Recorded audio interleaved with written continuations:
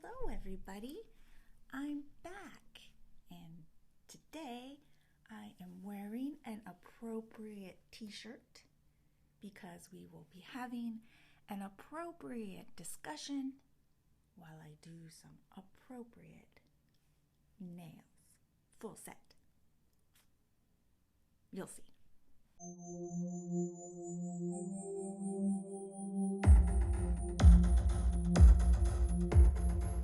Okay, I'm excited today because I'm doing a full set and it's for something special for me. I'm very excited. Somewhere I've always wanted to go. One of my bucket list items are getting checked off. Here we go. Okay. I'm not going to let you know ahead of time what I'm doing. I'll show you as I'm going. And if you haven't guessed by my t-shirt yet, you'll guess by the time I finish my nails. So, let's get started.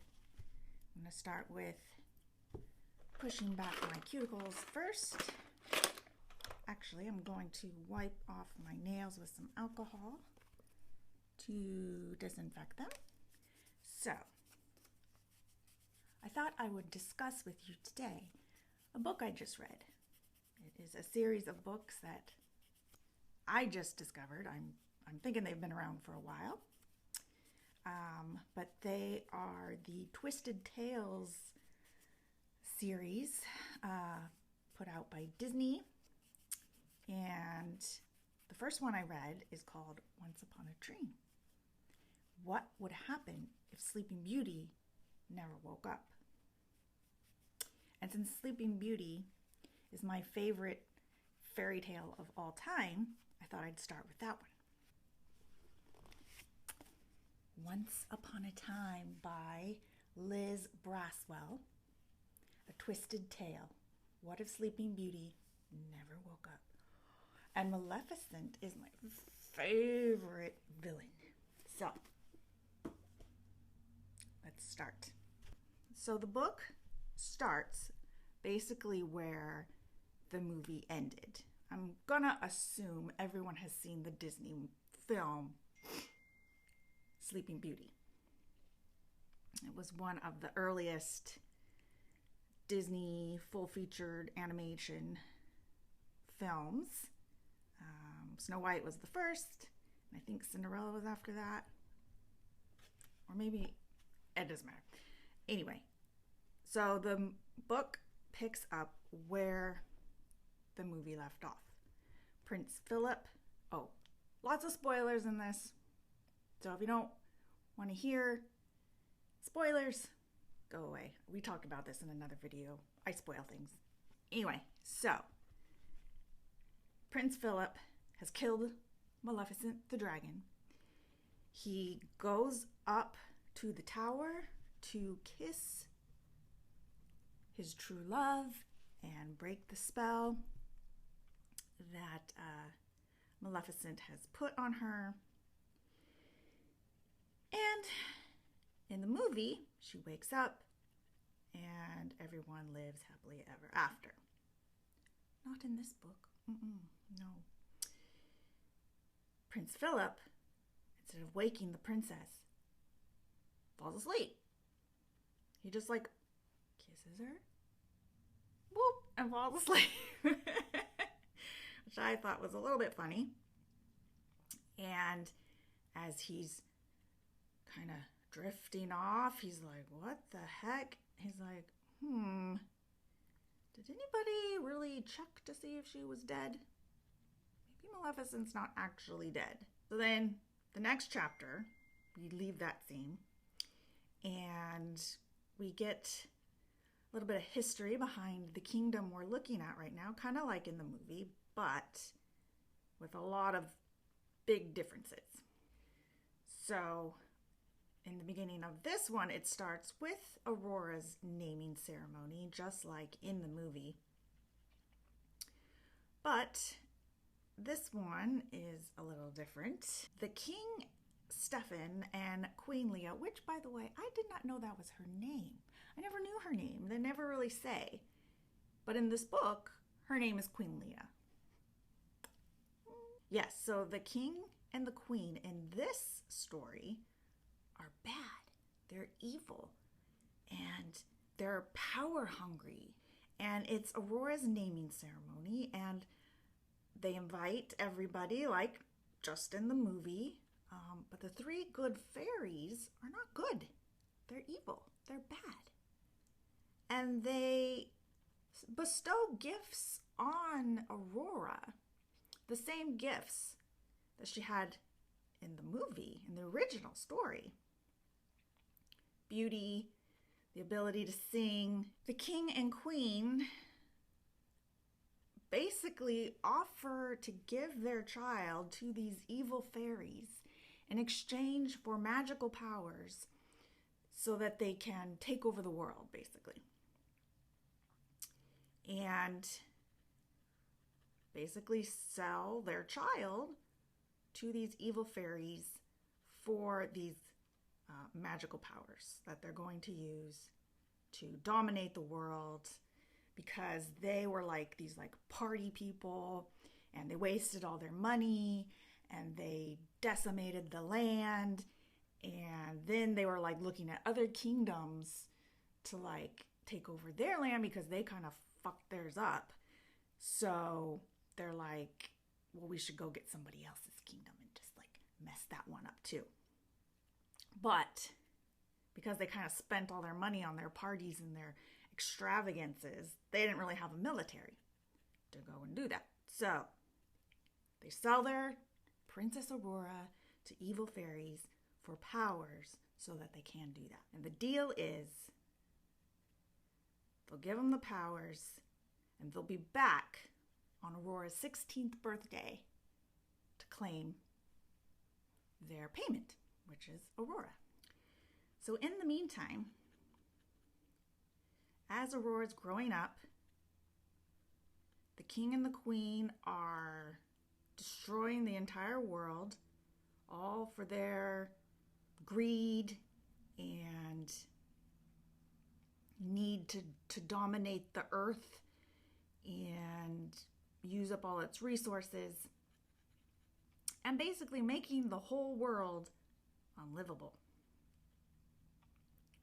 So, on Aurora's 16th birthday, the evil fairies come back to claim their payment. And during all this time, Aurora had been neglected,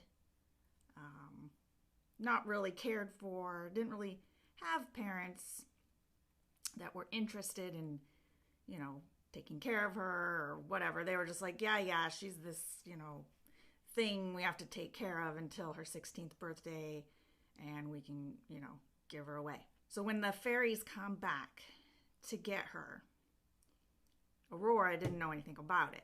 So they're like, okay, we're here to, take the princess. And she's like, excuse me, what? The king and queen are kind of a little like, oh, you gave us these powers, but we don't know how to control them, and we've kind of destroyed the whole earth, and yeah, we're going to blame you, so you don't get your princess. And the evil fairies are like, oh, no, that's not going to happen. So they go to like take Princess Aurora, and all of a sudden, kind of like in the movies, Maleficent appears. She's like, that's not gonna happen. You can't sell your child. It's bad. It's evil. And King Stefan's like, oh, you. He's like, I thought we got rid of the last of you good fairies, blah, blah, blah. And she's like, no, you didn't. And she puts a spell on the castle. And she's like, you've destroyed the earth. You've made it uninhabitable. I'm bringing in the rest of your kingdom into the castle, and we're gonna all sit here until the earth has healed and we can go back outside. It's too dangerous outside. So she puts the king and queen in the dungeon. She kind of like adopts Aurora making her kind of her daughter, but she calls her Aunt Maleficent.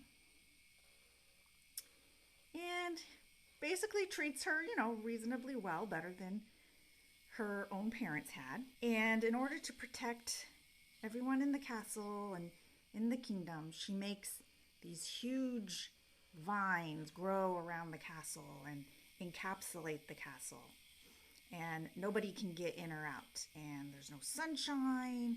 But she's like, but it's for your own good because the earth out there is just too dangerous. You can't go out there.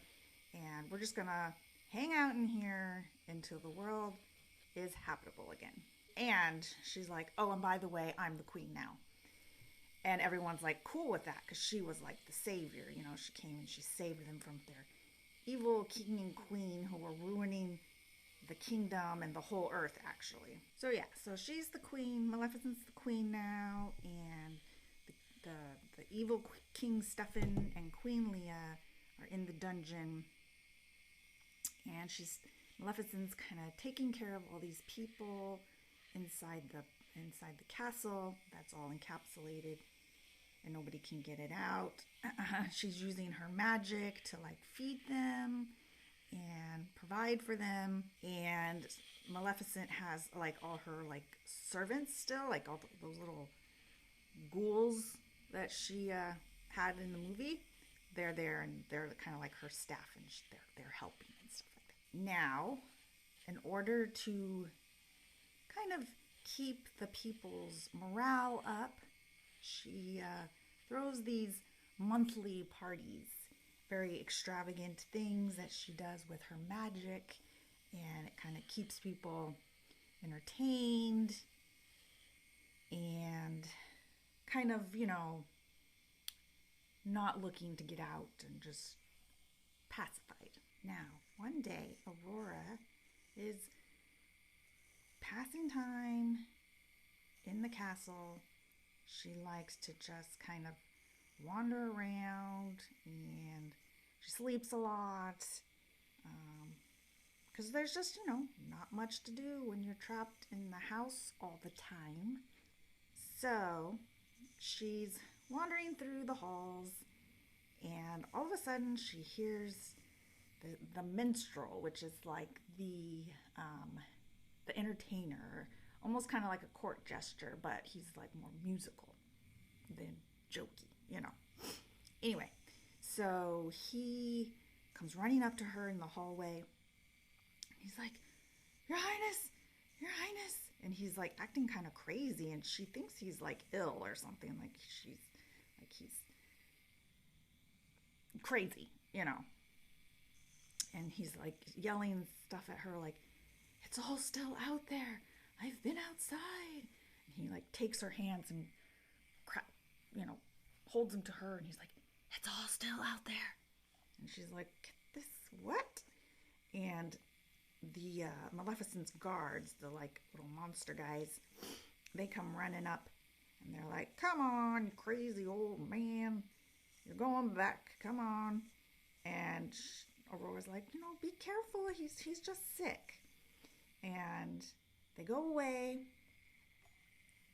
and she looks in her hands and there is a bright blue feather. And she's never seen something like that before because, inside the castle, there's like, she mentions that there's like pigeons and like those kinds of birds, but there's nothing like that would have a feather like what she was looking at. And she's like, and it's too organic looking, like to be magic, something Maleficent may have made or, something like that. So she's like, So she just kind of holds on to it. She goes back to her room and she tries to, apparently Maleficent set up like tutors for her to try and teach her, basic schoolwork like math, and which I'm not exactly sure why she would do that, except maybe just to keep her busy. So she starts working on her math problems, but she gets frustrated. Like she's trying to, like, it's like simple math. Like probably, I don't know, first grade, like counting basically, or basic arithmetic. And she's getting frustrated because she can't do it. And she's like,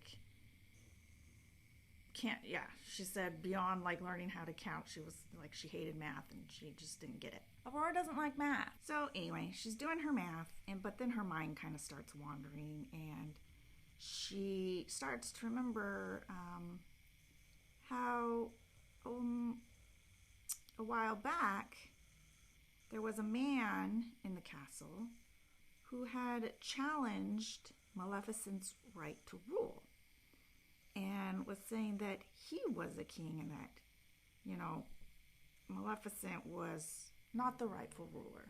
And her mind is just kind of, wandering about all this stuff. And because that's kind of what she does all day. She just kind of lays around and thinks.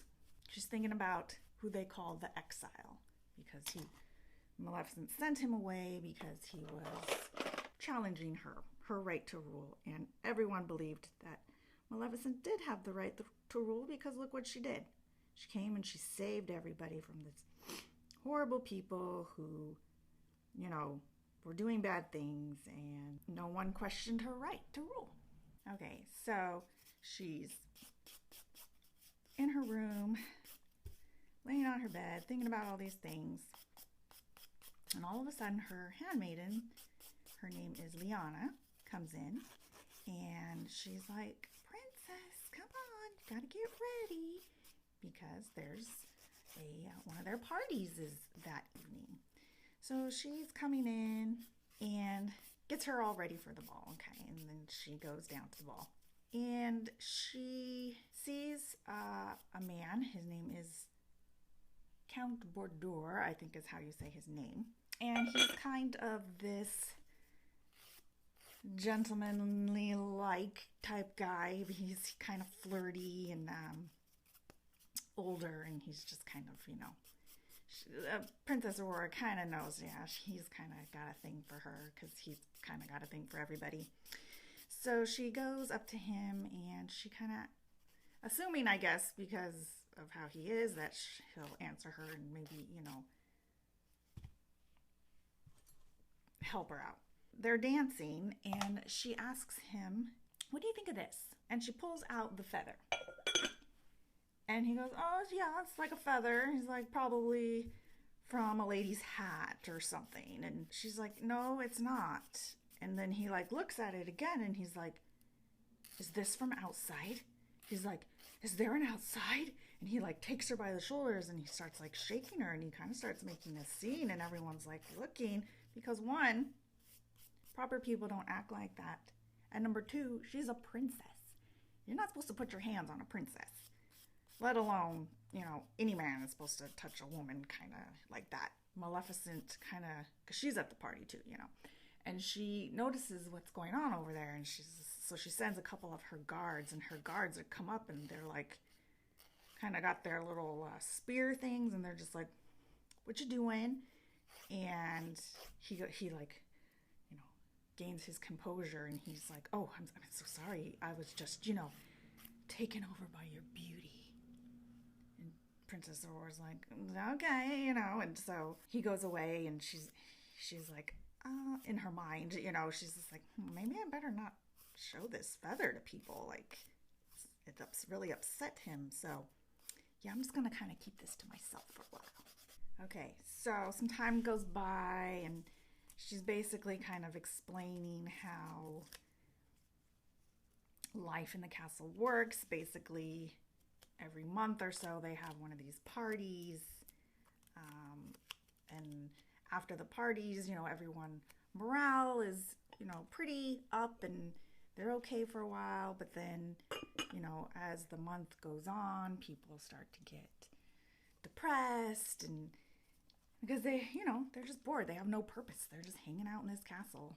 So even Aurora, she's kind of getting depressed, and she's always like questioning her worth and everything, and in her mind. So one day there's a knock at her door, and it's this noblewoman. Her name is Lady Astrid. She comes to her room, And she's like, princess, you need some purpose and blah, blah, blah, blah. She's like, why don't you come with me? And she takes her to her own room, and she's, showing her how to do needlepoint, I think it is. And Aurora's like, you do this every day? And she's like, yes. Right before I do this, and then I do that, and blah, blah, blah. And she's like explaining her little schedule. And Aurora's, kind of impressed with this because she's like, why even bothering with all this stuff? There's no point. And she's, telling her it's for her mental health. Aurora starts to think that maybe this is someone she can talk to. She shows Lady Astrid the feather. And she's like, where did you get that? And she's like, I don't think I should tell you. And Lady Astrid's like, well, whatever you do, she's like, I wouldn't show that to a lot of people. You know how Maleficent gets about the outside. She's like touchy about that subject. So she's like, just keep that to yourself. Princess Aurora's like, yeah, you're right. I shouldn't keep bringing this up to people. So again, she's back to being in her room, kind of being, feeling depressed and feeling worthless and blah, blah, blah. Leanna, her handmaiden, comes to her and, it's time to like get her ready for the day or whatever she's in there doing, just like taking care of her. She brushes her hair a lot. And they're just talking, and, Princess Aurora realizes that she doesn't really know anything about her, but she's kind of like her only friend. And she thinks that herself, Aurora, is Leanna's only friend too. So they should be like, sharing things and stuff. So they're talking and blah, blah, blah, and like Aurora keeps asking Leanna questions about her, but she kind of just brushes them off, and she's very practical, and she's doing her stuff around her room. And something about animals comes up for some reason, and Leanna's kind of like, oh, yeah, I'm not like really an animal person, but I know you are, talking to Aurora. And Aurora's like, yes, I love animals. I wish there was more animals in the castle, like I had a pet or something. And she asked Leanna, have you ever had a pet? And Leanna's demeanor like changes completely, like becomes more calm and docile, and starts to tell Aurora about a pet she had. It was a raven, and how she had found it as a baby, and it was abandoned, and how she took care of it and raised it, and it grew up, and it was healthy and hung out with her all the time. And Aurora's like, well, what happened to your pet raven? And she says, an evil fairy turned it to stone. Now, if you recall, in Sleeping Beauty, the movie, Merryweather, one of the good fairies, turned Maleficent's raven into stone. Leanna is like, an evil fairy turned it to stone and killed him. And Aurora was just like, oh my God, that's terrible. I guess fairies only do bad things, right? Leanna's like, yeah. So anyway, they get to know each other a little bit there. So Leanna leaves, and Aurora's still in her room doing her thing. She's laying on her bed, and like a book falls on her head. And she picks it up, and turns out it's not a book, or she thinks it's a book. She picks it up, and it's like a deck of cards. And it's a bunch of different like weird suits, like a 3 of chairs and a 5 of suns, and just like odd things like that. And then as she's going through them, she's seeing like other things, like pictures of a girl that resembles Princess Aurora, and she's petting a little animal. And Aurora doesn't recognize this type of little animal because, she's lived in the castle her whole life, and her parents destroyed most of the animals. And then the little that they had in the castle were like pigeons and goats and stuff. So not a lot of different kinds. So she's looking at this little animal. Turns out it is a bunny. I mean, she doesn't say, oh, it's a bunny, but it describes the animal, and it's obviously a bunny. And she's like overcome with how cute it is. You know how us animal people get. We're just like, oh my God, a cute little bunny. I'm going to freak out. So she does that like over these little pictures of a little bunny. And she's like, oh my goodness, I wish, I could have a little bunny. And as she's looking at this little picture and wishing that she had a bunny or some type of little pet or animal, she notices something in the corner of her eye. And she looks over, and it's the bunny. She's like, what? How did this little bunny get into the castle? Like, there's no animals in the castle. So anyway, she sees this bunny. It's very alarming to her because she remembers Maleficent telling her that the evil things outside were always trying to get into the castle. So she's actually kind of scared of this thing. But then someone comes to the door, something, she gets distracted, and it disappears. So she's just like, weird. So then she's becoming more and more curious about this feather that she found. She's like, rabbits are maybe real. I wonder if, is it maybe outside? Maybe I should look into this outside thing without really, letting anybody know. Apparently, there was this stable boy who kind of liked Aurora. Well, everybody liked Aurora. Everyone thought she was beautiful and blah, blah, blah. But, he's a stable boy, so it ain't gonna happen. But apparently, Liana was always trying to hook Aurora up with people. I think more as just, again, entertainment and distraction. So she's always, telling Aurora, you want me to arrange something for you to spend some time with the stable boy. I can do that. And Aurora was kind of just like, no thanks, not really interested in the stable boy. But then she thinks, well, he's around animals a lot. Maybe he'll know about this feather. So she goes to Liana and she's like, you know what? Yeah, I think I will go, and have a little secret date with this stable boy. And Liana's like, oh, heck yeah. She's all excited. And so she's like, okay. She's like, follow me. We'll have to go, kind of the back way so nobody notices that you're going to, hang out with the stable boy and people don't gossip.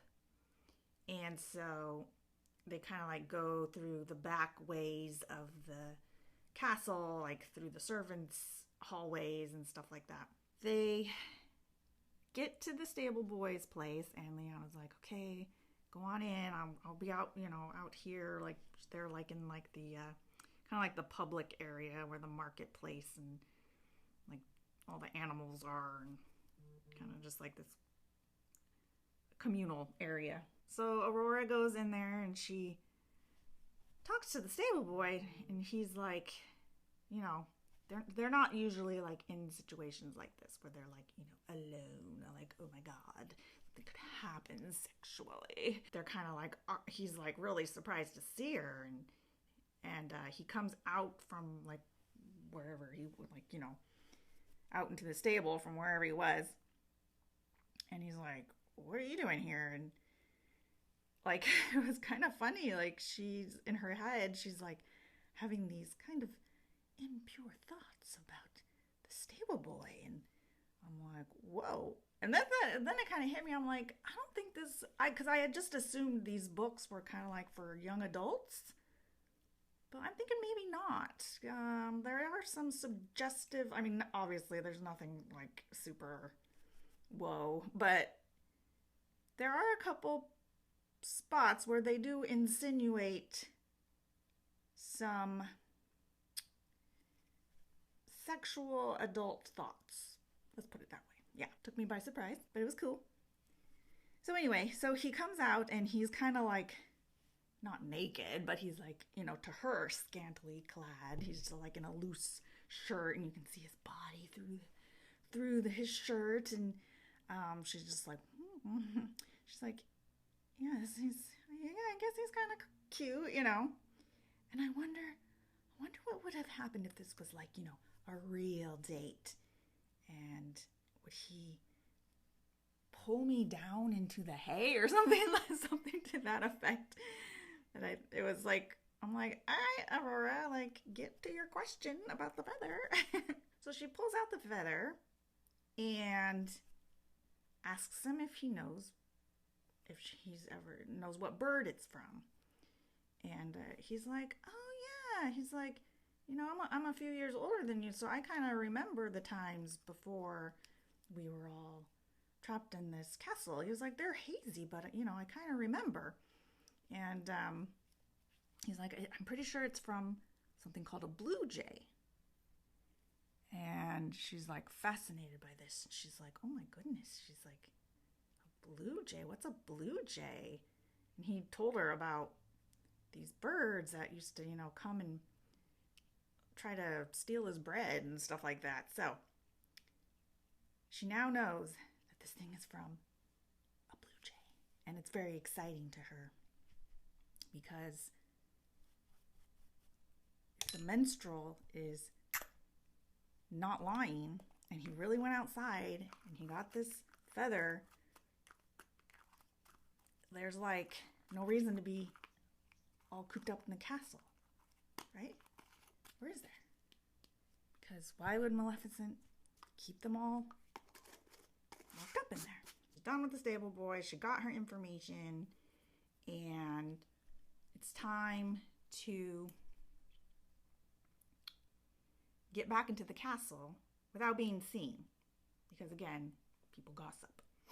So she goes back the way she came, but sees that two of the biggest gossips in the castle are chatting it up with Lyanna.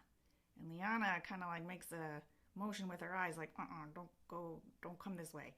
So she goes a back way that she knows nobody ever goes, because a lot of Maleficent's guards go and hang out in this one area, and people don't really like them very much. Like, they're not mean to them or whatever, but they just kind of make them uneasy, and like, who wouldn't be made to feel uneasy from a goblin? She goes that way. And the other reason a lot of people don't like to go that way is because you have to go up some stairs and pass the dungeon where the evil king and queen are kept. And everyone's afraid of them because they think they're gonna I don't know what they think they're gonna do, but they're evil, so don't go there. She's going up this stairway, and she's about to pass where the king and queen are. So she kind of tries to sneak, but then she hears Maleficent in there talking to them. And Maleficent's saying, shut up, enough already, you'll die soon, and then I can live longer. But then the queen goes, but what about our daughter? And she's like, what do you care? What kind of parents give away their only child? She's like, who gives their children away to fairies for 16 years? And Aurora's kind of confused by this, because it wasn't for 16 years, it was in 16 years, right? Remember, the evil fairies were supposed to come back and claim Princess Aurora in 16 years. She wasn't given to the fairies for 16 years, right?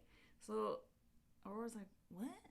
Maleficent finishes her conversation with the king and queen, and as she's coming out of the dungeon area, she bumps into Aurora. And Maleficent is like, what are you doing down here? And she's like, um, oh, I was, looking for the minstrel. Remember the guy that, like the entertainer guy that gave her the feather, had been taken away by Maleficent's guards. Maleficent's like, oh yeah, don't worry about him. Aurora starts talking to Maleficent, and she's like, she was asking her, do you think you could teach me magic the way you do magic? And because, I am going to be queen someday, and I'm going to need to help take care of the people, and I could help you take care of the people now. And Maleficent's basically like, she's like, honey, she's like, you're not capable of learning magic. And just like walks away. And this I mean, that's hurtful, especially coming from who she kind of looks at as like kind of like a mother. So she's pretty hurt by that and goes back to her room to sulk and again be depressed and just give up on life. I related a lot to this book because of the situation. So she's in her room and she's daydreaming again about the outside, and all of a sudden she sees these like little lights floating around her room, and she thinks she's hallucinating, but then she looks and she's not, because they cast like the proper light that a light would. Usually when you're hallucinating, it's not quite like that. So she realizes she's not hallucinating, and the lights like kind of are hovering in front of her face, and she looks really close, and there's like little women inside the lights, and you can tell that they're saying something, but she can't hear them because they're so small. And so they go up to her ear, and they're saying things like, wake up, Aurora, you don't belong here, wake up. And she's like, what the? And then all of a sudden, someone comes barging in her room, and the lights disappear. Okay, so another month goes by. It's time for the next monthly ball. They're having a good time, and Aurora's dancing around. She loves to dance. So she does look forward to these balls, having a good time, like she should be. And she looks over, and she notices Maleficent get up from her little area where she always watches the parties from, like her throne, basically, and sees her leave, which isn't normal. Then she notices over on the other side of the room, Lady Astrid, having a good time, talking to people. And then one of the guards comes up to her and is like, they have their spears, and they're like, motioning toward her to like, go. And so she goes, and Aurora's like, oh crap, because Lady Astrid knows about the feather. So she's afraid that maybe she's going to be questioned about the feather, and that, she'll rat her out. She goes looking for her.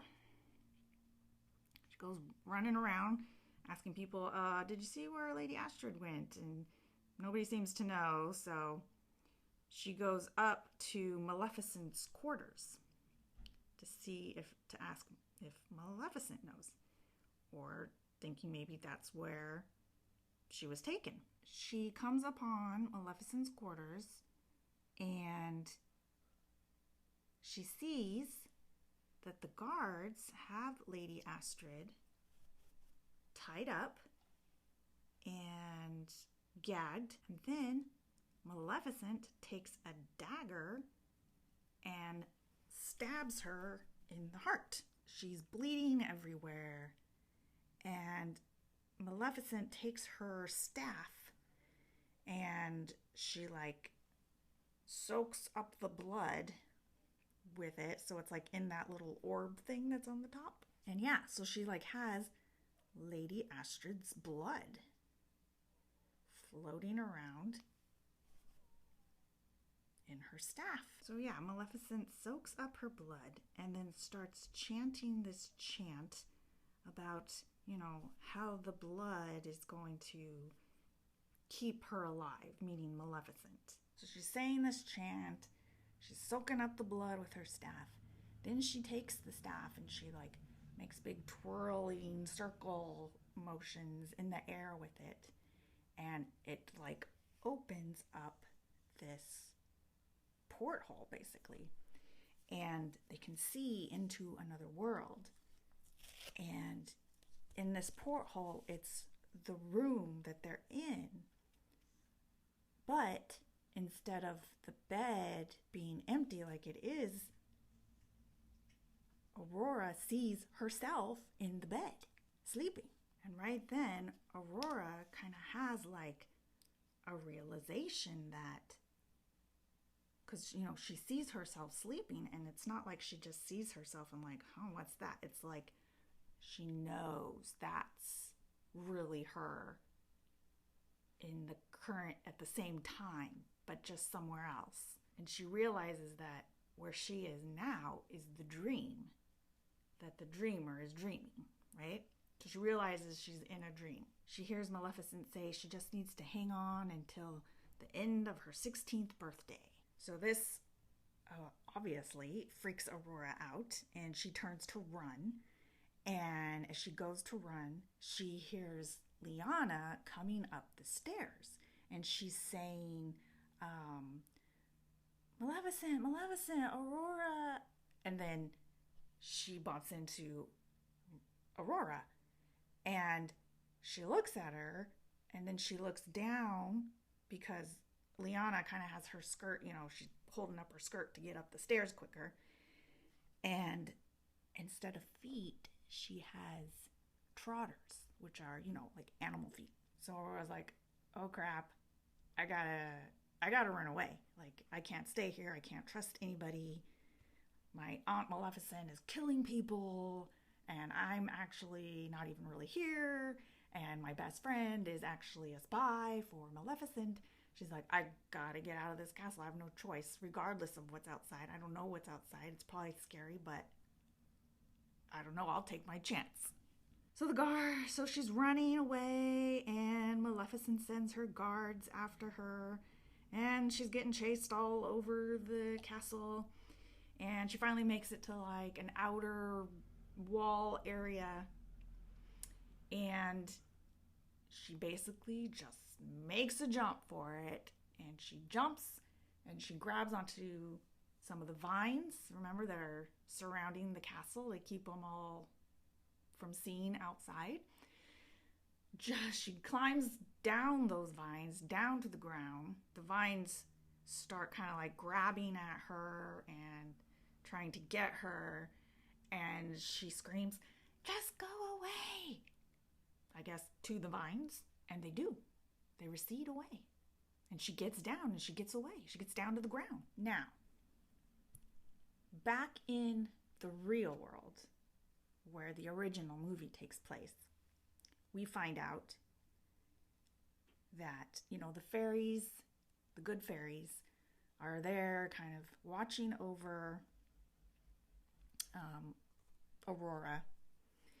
And they're there, and they're kind of, keeping an eye out, and they hear a scream coming from one of the other sleepers in the castle. Remember, they put the whole castle to sleep? So they hear this, and they run, and they go to see what's going on. And it's Lady Astrid. And she's bleeding everywhere. Like, still kind of like slumped over, like she was asleep at her needlepoint. This is telling us that if you die in the dream world, you die in real life too. Which I think we already knew that from, like, Nightmare on Elm Street. I think that's the same rules there. So Aurora is now, outside of the castle. She got away. And she's realizing that, wait a minute, she's like, the world isn't all messed up the way Maleficent said it was. It's actually kind of nice. There's no horrible things out here. It's livable. She's not choking on toxic air or anything like that. So why did Maleficent lie? She's like, what was the point in all that?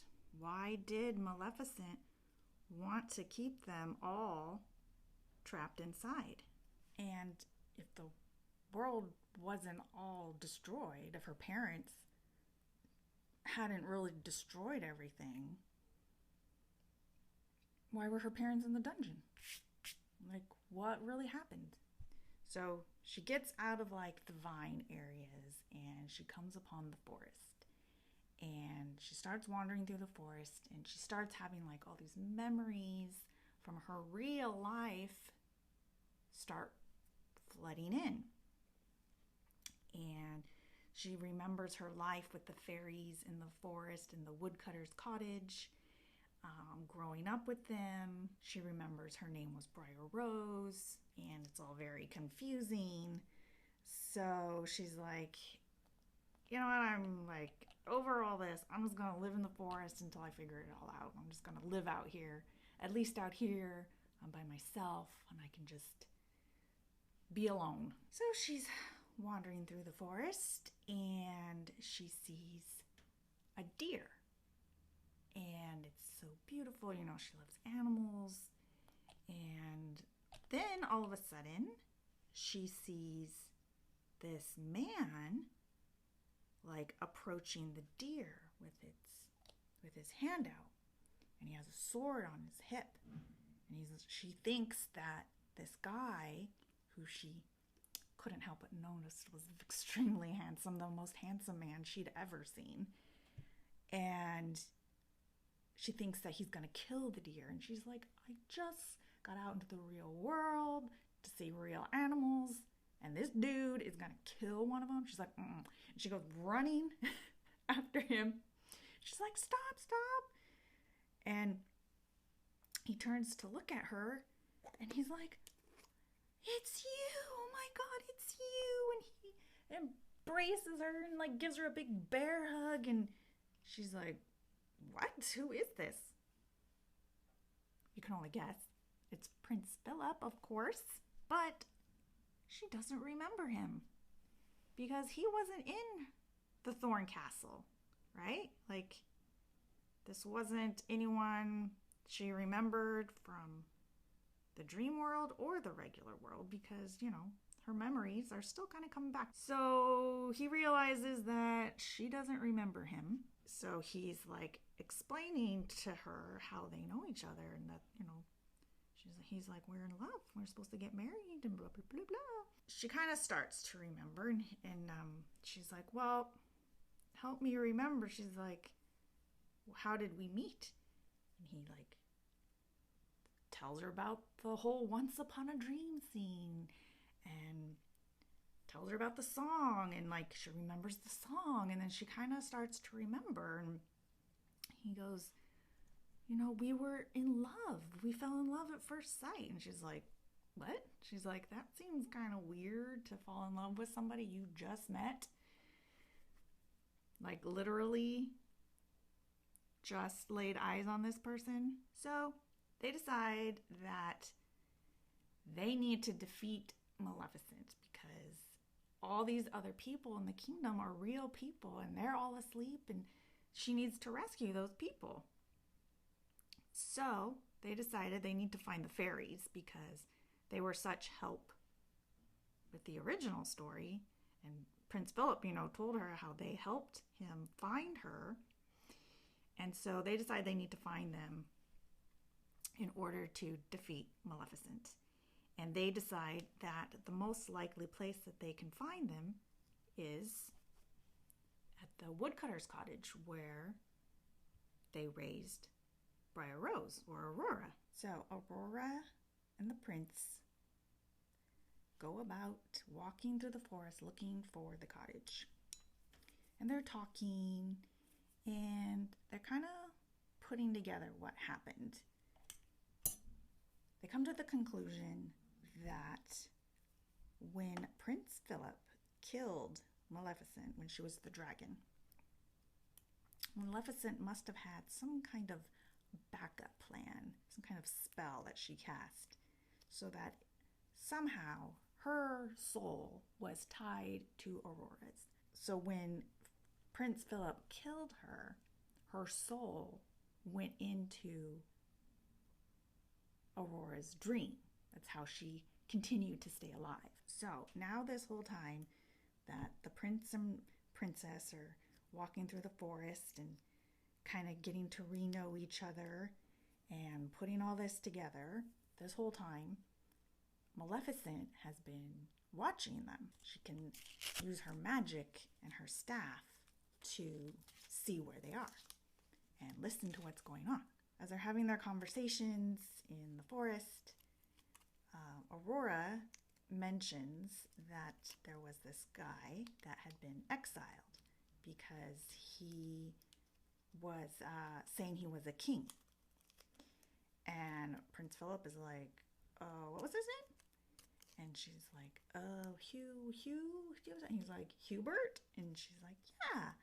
And he's like, that's my dad. He's out here in the forest somewhere. We gotta find him and blah, blah, blah. And saying how important it was to find him. And she's like, well, if we just accomplish our mission here and wake everybody up, he'll wake up too and we'll need to find him here in the forest.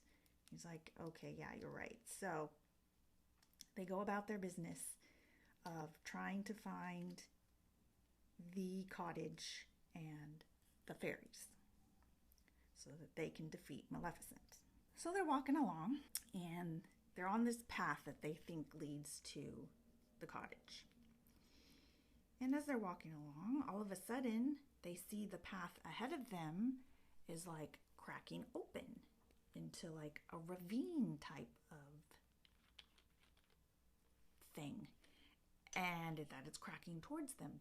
And if they don't run, they're gonna fall into this deep ravine, right, into the earth. So they start running, and they realize it's kind of like corralling them back to the castle. And they're like, oh crap, we don't want to go back to the castle. So, but they don't really have a choice, or this like earth is just gonna swallow them up. So they get all the way back to where all the vines that are surrounding the castle are, and it stops. So they're like, so they realize that Maleficent can't kill them, or at least not Aurora. So they decide, like, well, we're going to just continue on our way. We're not going to give up. So they climb, down into the ravine and then back up the other side. And of course, the whole time there's conversations about, memories and all these things. And he's kind of starting to grow on Aurora again. And yeah, they're kind of falling in love again. Or, well, he's already in love. He's been in love, but she's starting to fall in love again. So they crawl their way out of the ravine. They're like, okay, made it through that.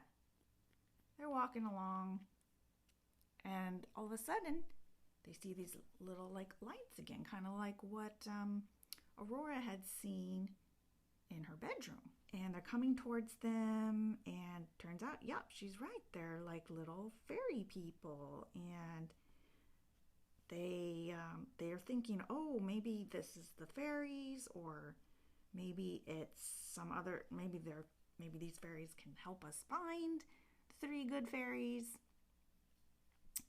So they come up, the fairies like fly up to Aurora, and they're like, oh my gosh, they're like, are you a princess? And she's like, well, yeah, I am. And they're like, and are you a prince?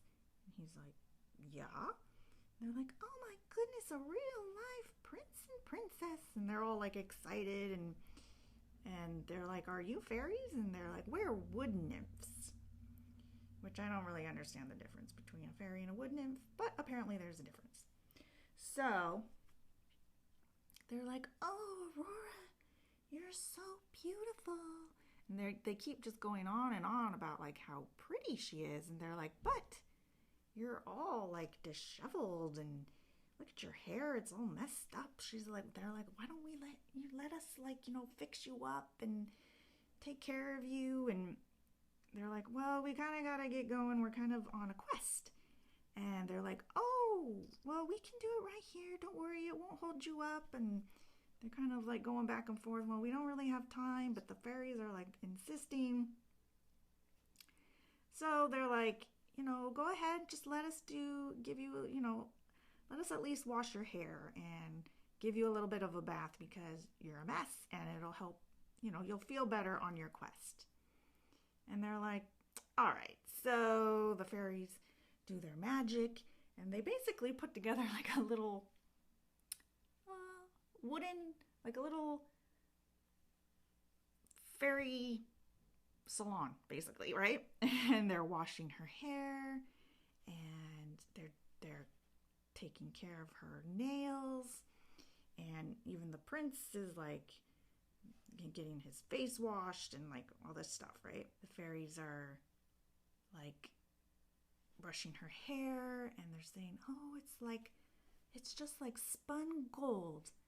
And it strikes Aurora because that's what Liana used to always say when she was brushing her hair. So they wash her hair and they make her all pretty and they put her in a brand new beautiful dress, and they're like, oh, it's beautiful, blah blah blah. And then another fairy is like, oh, I can do better, and she spins her around and she's in another beautiful gown. And then another fairy's like, oh, but what about this? And then it goes on and on and on, and she's realizing that this is all just a distraction from their quest. So finally she gets fed up and she's like, we're out of here. She goes and she grabs Philip and she's like, come on, we gotta go. But the fairies are like, no, stay. And they're just like, you're so beautiful. And they're just like really going on and on like about her beauty. And it was almost like they're like using her beauty as a way to distract her from her purpose. But Aurora keeps pushing on and she's like, no, we're leaving. And then the fairies start getting mad and they start transforming into Maleficent's guards, her like little goblin guys. Then they start having to like battle off these goblins, and Prince Philip has to like fight them with his sword and like fight them off of Aurora and like, get away from these creatures. So they're running from these creatures, and Philip like tells Aurora to run into like this little area that has like a little gate around it. And they run into there, and then but the creatures like can't pass it, and it's like this little nothing gate. Like it's just like this teeny tiny little thing that they could easily just plow through. But they can't. Like one guy accidentally like can't stop himself and he goes into the little gated area and he like explodes basically. And so they get away from these creatures, and Aurora's like, why did that little gate actually stop them? And he points, and there's like these like things hanging on the gate, garlic, some like herbs, and some like a cloth with like ancient writing on it. So basically, some witchcraft. And he's like, a lot of the people in this area believe some sort of magic thing, and so he kind of expected it to be there. Can't see where I'm going yet, can you? No. So they're in this little gated area, and they come upon some like villagers that are having a little festival, and they're singing and dancing and eating and drinking and just having a good old time. And Aurora is like, oh, let's stay and have some fun because I was never allowed to have fun when I was a kid, not in the castle and not even in the real world when I was growing up with my aunts in the forest because they were always afraid something would happen to me and were super overprotective, so I never got to go to festivals. So she's dancing and she's having fun, and like, again, they're kind of getting distracted from their quest. So they're singing and dancing, and then they meet a traveling merchant. And he is showing them all their kind of his little trinkets. And one of them is a little bird, little like mechanical bird, that sings all these beautiful songs. And Aurora likes to sing. So they're like singing and playing with this little bird, and they asked the traveling merchant if he could take them to where they were going. That way they could hide in his little like wagon thing. And I guess they thought Maleficent wouldn't be able to see through the wagon with her magic. But he's like, I can't just take you. We have to, strike a deal because I'm a businessman and that's what I do. So he tells Aurora if she can out-sing his little mechanical bird, he'll take them. And if she can't, then he wants Philip's sword because I guess it's valuable. The bird sings a song, then Aurora sings a song. And then the bird sings another song, and then Aurora sings. And it's basically who can go the longest, I guess. And I think because it's a toy, she thinks that, that she can out-sing it. Then she realizes that she can't out-sing it because she's starting to suspect that this is Maleficent again, just trying to distract them from their quest. And last time she used her beauty, now she's trying to use her ability to sing. So she realizes this and says, you're cheating, blah, blah, blah. She's like, we're not doing this. And Philip is like, oh, you're a goblin too. And he kills him. They stay the night in this little like village area. And here's another little like weird little part that came up. They're in this, they go to sleep like in this little area outside, like they bunch up some leaves and stuff. Philip takes his sword and puts it in between them to like, I guess it's some sort of symbolic gesture that, they're not going to do it. And the sword is somehow going to keep them apart. So they fall asleep, and Aurora has a dream that she's the queen, and she has all these responsibilities, and she doesn't know how to handle them. It sounded kind of like, when you have like a work dream, and you're like, it's all like anxiety written, and you're like, I don't understand what I'm doing. I don't know how to do this job, even though you do. And it's just very, right now I'm messing up this nail really bad. Oh God. It's done for.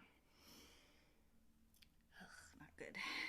So she has this horrible dream. So she wakes up because Philip's sword is like poking her in the back. And she picks it up and it starts kind of like looking at it and admiring it. And she's like, oh, this is a cool sword. Whatever. Philip wakes up. They head out of town. They're like hungry, but then they're like not really sure. Are they actually hungry? Do they need to eat in their dreams? They don't know. So they figure, well, we feel hungry. Let's eat. But they don't have any food. So Aurora starts to think, well, quite a few times I have thought of things and they've appeared. So she imagines bowls of porridge. And they appear. And they eat them. And they're good. So she has like this kind of power. Because she's realized oh, I'm in a dream. It's my dream. I can have it be whatever I want. So I can conjure things. So they're sitting there and they're eating these bowls of porridge. So then we head back to where Maleficent is. And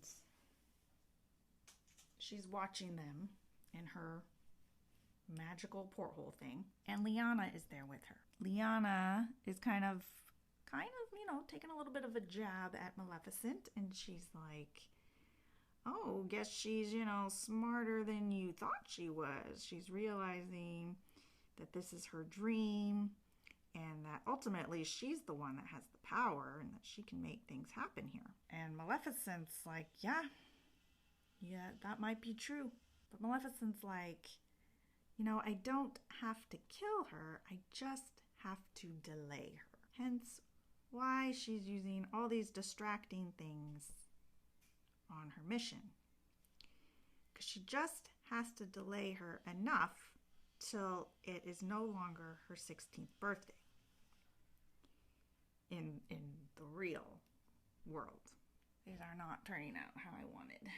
All right, so anyway, we figure out that Maleficent has to just keep her or delay her for till like midnight of her birthday in the real world, and then Maleficent can live forever. So Aurora and Prince Philip have had their porridge, and they're walking along the path again, still looking for the cottage where they think the fairies will be. All of a sudden, it gets extremely foggy. So foggy that they can't see each other anymore. So they start panicking because they've kind of lost each other. They can't see each other. They can't hear each other. And then, of course, the goblins come and start chasing Aurora. And she's running from this goblin and she can't see anything. And so she hides under like a tree, a low-hanging tree branch thing, and remembers that she can conjure things. So she conjures up the sword that she was admiring, Prince Philip's sword. So she's in the fog, she conjures up this sword, and then a monster comes after her, and she kills it with the sword, and the fog lifts. And Prince Philip comes running over and he's like, oh my god, that was amazing. I can't believe you did that. That's so cool that you killed the monster with the sword that you conjured up out of nowhere. So he's all like proud of her, and she's kind of proud of herself. And by this time, it is now time to make camp again. And so they're sitting, camping and talking. And they're having their conversation, and Princess Aurora realizes that when they met in the first time in the forest, in the original story, she realizes that she didn't know that Prince Philip was a prince. She was like, why? How you never told me that, did you? And he was like, well, no, because, I'm a prince, and, people, especially girls, they find out you're a prince, and they're just like, oh, I'm gonna be rich or something. And he was like, wanted to make sure that Aurora really liked him for him. So he didn't mention the prince thing. He said he was going to tell her at the cottage that night because they were supposed to meet up again. But this, for some reason, and I didn't really understand why, really upset Aurora that he lied to her about this. I guess because,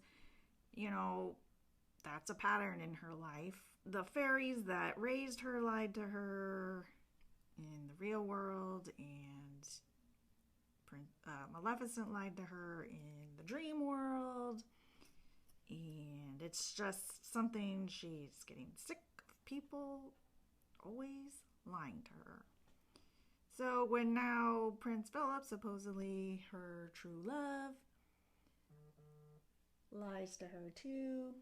She's upset about it. And so they have a little tiffy, a little fight, and they go to bed angry. So the next morning comes, and Aurora and Philip are still lying there. Wake up, and Philip's like, oh, are you still mad at me? And she's just like, let's just get going. He's like, oh, are you still mad at me? And she's like, let's just continue on our way. And they get up to keep going, and all of a sudden, another Philip comes out of the forest with some fish. They're both like, what? What? There's two Philips? Yeah. And so they both start arguing. They're like, I'm the real Philip. No, I'm the real Philip. And she starts asking them questions that, maybe only they would know. But then it's like, well, she doesn't really know a whole lot either because she's so confused on timelines and all this stuff. So she can't really figure out anything to ask them that both only the real Philip and her would know. One of the Philips starts telling her secrets from like his childhood and like how he wet the bed until he was 13 years old and he'll never lie to her. And he's telling her that because he's never going to lie to her again and all this stuff. And for some reason, I don't really know why, that was what made her realize which was the true Philip. And she takes her sword and she strikes down the not real Philip, and he turns into like a little goblin thing and explodes. They're continuing on their way, and of course there is another trap or distraction coming up along the way. They're walking and they see a little girl in the pathway who looks an awful lot like Aurora. And the little girl is, she has like a little girl voice, and Prince Philip's like, oh, another one of Maleficent's tricks, just ignore it. And the little girl is like saying, oh, Aurora, I can tell you're tired. Just take a little nap. It's not a big deal. And Philip's like, ignore her, but you can tell Aurora is like tired. She's like, this was a hard quest. I didn't know what I was getting myself into here. I really could use a rest. And the little girl's just like, you deserve a rest. You should just take it easy. And Philip keeps telling her, it's a trap. Don't fall for it. And so Aurora starts to kind of fall asleep right there in the path. And Philip is yelling at her to wake up. Don't fall asleep. You can do it. You can keep going. And this little girl is just like, she can't do it. Not without. She's just a princess. A pretty little princess that doesn't know anything. And blah, blah, blah. So you can tell it's like her own psyche telling her that she's not good enough and that she shouldn't even try. And, we've all heard that voice before. So she's going through all this, emotional turmoil and wants to give up. And she kind of does. She kind of lays down. Lays down on the ground and starts to kind of fall asleep, and she's giving in to this little girl's suggestions. And then all of a sudden Lady Astrid comes to mind, and she remembers, basically she comes to the realization that, wait a minute, this isn't just about me. There are other people who are depending on me, and I can't give up even if I want to, because I'm not the only one that's going to pay the consequence for that. Aurora uses her mind power again and makes a tree fall on this little girl, this little demon girl. The little girl is like under the tree and she's dying. Aurora looks down at her, and the little girl says, Well, I guess you won this time, but here, deal with this. Maleficent has killed your parents. And it's like, oh. And of course, this really upsets Aurora because she now knows that they weren't bad people. She's actually very interested in maybe meeting them. But not gonna happen now because Maleficent killed them. I don't know what color to do this last nail. I'm gonna do white. They're kind of back on the path, recovered from the last trick of Maleficent's, and they hear some singing coming from somebody out in the forest. And turns out it's King Hubert, Philip's dad.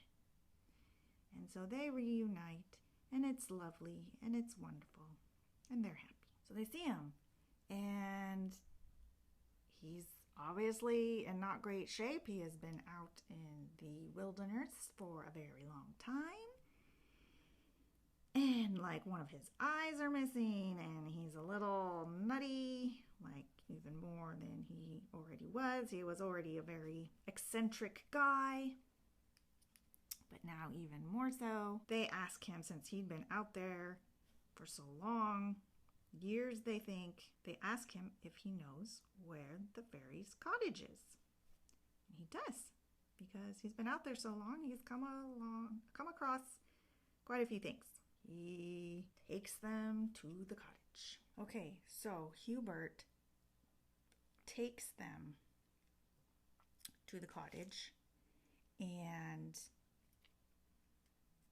when they get there, there's a little lady outside in a green dress.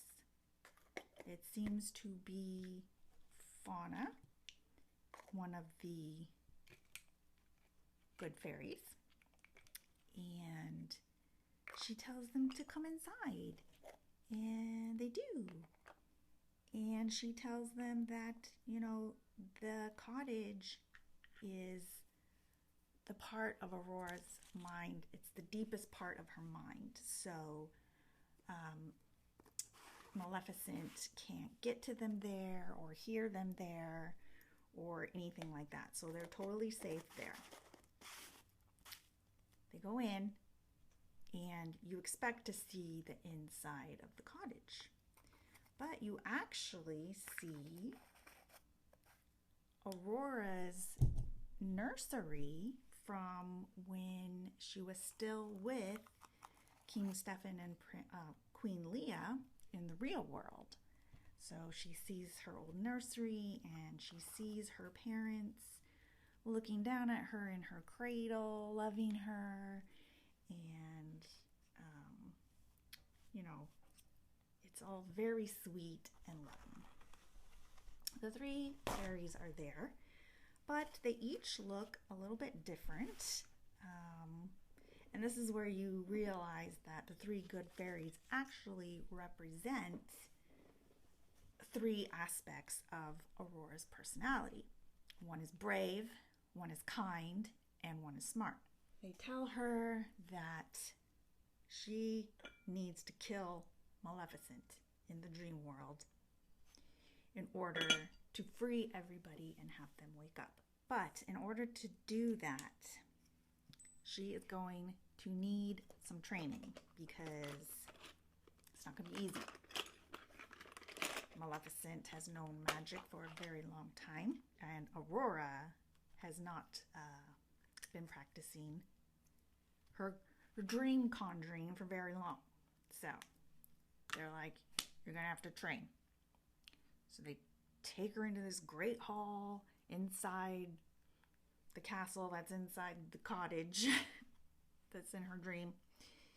And they teach her how to use magic, basically. Even though it's not really magic, it's just her controlling her dream, being in control of her own dream.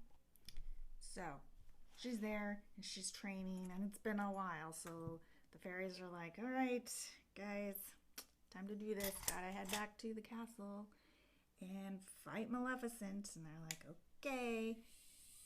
So they head back. So they get back to the castle, and of course, Maleficent is right there waiting for them. She knows why they're there, and they kind of have some snarky remark battle. First, Maleficent is a very witty person and always has a very smart comeback or comment. So Aurora asks her, what was the point in all this? Like, why would you curse a baby? All because you didn't get invited to a party? Like, really? What's up with that? And Maleficent explains that it wasn't about the party. It was the fact that it showed that King Stephen and Queen Leah did not respect her. So it was about respect. Them not inviting Maleficent to Aurora's name day was disrespectful, and she was going to teach them a lesson. So the battle of magic begins. Fairies are there to help Aurora and Prince Philip. Prince Philip is there to help Aurora, and Maleficent starts using her magic, and the good fairies start trying to use their magic to combat her. Of course, Maleficent is too strong, and so she defeats each one of them. And basically, after a whole lot of this, it comes down to Aurora and Maleficent. What ultimately happens is Aurora uses her mind to make the castle collapse all around Maleficent. So yeah, Aurora uses the walls of the castle to crush Maleficent, and they won. Or at least they think they won, because they're all standing around going, yay, yay, we won, and then they go, wait a minute, shouldn't we have woken up? Shouldn't we be back in the real world now? Which means Maleficent is not dead yet. And right then, a huge dragon claw comes bursting through all the rubble that's around them that Aurora used to crush Maleficent. And this huge dragon comes out. It's Maleficent as a dragon again. Now Maleficent is this big dragon. They're trying to figure out how they're going to defeat her. Aurora remembers that this all kind of started when Aurora pricked her finger on the spindle of a spinning wheel. So Aurora conjures up a spinning wheel, and she takes the needle on it and she plunges it into Maleficent's heart, and she dies. But yet again, here they still all are in the dream world, not waking up in the real world. And then Aurora's like, alright, going back to this whole spinning wheel thing. And she picks up the needle that was in Maleficent's heart, and she pricks her finger again. And then everything goes black. So, then she wakes up with Philip lying next to her. The good fairies are there. Philip's down on the ground next to her, still waking up. She goes to the throne room first because that's where her parents are. And she goes, they're dead, and she kisses them and tells them that she forgives them for giving her up as a child, that she knows they did the best they could. She forgives them for giving her away. And she starts giving commands around the castle to guards and advisors on how to clean up the aftermath, how to counsel the people after this traumatic event, and starts taking charge as the queen because she's the queen now. It's her job. She's got stuff to do, things to take care of, and she gets started right away. And then she has her coronation. She becomes the queen for, officially. Oh yeah, and then one thing I forgot, as they're cleaning up the kingdom from the mess, because there's dead people laying around and all that stuff, so they're cleaning up all that stuff. And a guard runs up to Aurora and he's like, Queen, we found what we think is what remains of Maleficent. So they run up on this, it's one, not Maleficent, but one of her ghouls. It's actually Lyanna. And she's not quite dead, and Lyanna looks up at Aurora and thanks her for teaching her how to love and all this stuff, and just very not what Aurora was expecting from her, since she's, one of Maleficent's evil creatures, or at least that's what they think. So Lyanna tells Aurora that Lyanna, is actually part of Maleficent's psyche. That it's the part, that she is the part of Maleficent that actually does love Aurora as an adopted daughter. She tells Aurora this, and Aurora, tells Lyanna that, she was her friend and that she loved her, and, that she loved her.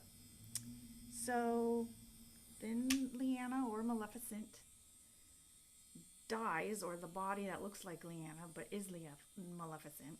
Lyanna's body turns into a woman with long black hair, and it's Maleficent before she became evil. And she's like a beautiful person, a woman that, nobody really knew was under all that wickedness and ugliness.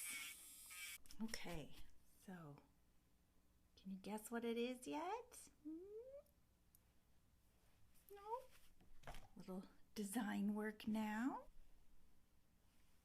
So the story ends with Princess Aurora's coronation to become queen, and Philip's there, and they're telling each other how much they love each other, and Aurora asks Philip, so you'll probably be going back to your kingdom now, right? And he's like, yeah, I have to learn how to run a kingdom too. And he asks her to marry him, but she says, not at this time. So she's like, I've got a lot of work to do. She's like, so do you. But, there's going to be a lot of talk with two kingdoms that need their ruler to be married. And our kingdoms are very close. And, it does make a lot of sense, but not at this time. This was the only part I was like, don't like that, because why not? Like, they're talking about how much sense it makes for them to be married. They love each other. They went through all this stuff together. They're better people for it. And they love each other. They tell each other, I love you. So I feel like the author was just saying, oh, marriage is doesn't matter, it's like bad or whatever. Which, I mean, I guess, like, if you don't want to be married, don't get married, but like, marriage isn't a bad thing either. I don't know. I didn't get it. But this is from someone who call me naive, I don't care, but I believe in fairy tale love. I believe there is a such thing as love at first sight. I believe in soulmates, and yeah, if you're soulmates, why wouldn't you be together? At least, even if you don't want to get married, be together. I hate when people overcomplicate things. You don't have to. Anyway, that's the end of the story. I'm assuming they're saying that yes, they will get married at some point. So I guess that's fine. I can live with that. I keep forgetting things. Ugh. Alright. I need my dotting tool. Guess it? Not even.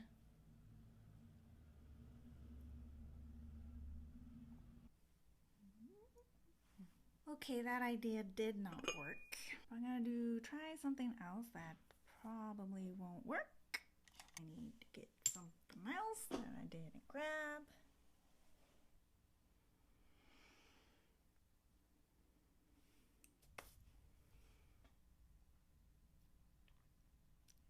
Not what I was exactly thinking on this finger, but we'll have to do. Alright, so let's get the easy stuff done first. Okay, what next? Let's see if this other idea will work. Might not. I haven't done this one in a while. I might be out of practice. Okay, so I made a little bow out of acrylic. Put it on this one. All right. One more thing, I think, design-wise. My hands shake and I can't do stuff. Okay. Oh my goodness, am I actually done? Oh my gosh. So, you know where I'm going now? Mickey and Minnie? Did you guess? Disney World. I'm going to Disney World. It is a bucket list item of mine. I have never been, and I am so excited. And if you are good little children, maybe I'll do a post from Disney World. We'll see. I don't know. Only 5 hours later, and I finally have my nails on. So thank you for joining me again today while I do my nails, talk to you, gives me something to do. These take a long time. So if you enjoyed this video, give it a thumbs up so that I know, and so I will make more videos like this. Also, make sure and subscribe and hit the notifications bell so that you know when I upload new videos, because you're not going to want to miss them, right? I will see you again next time.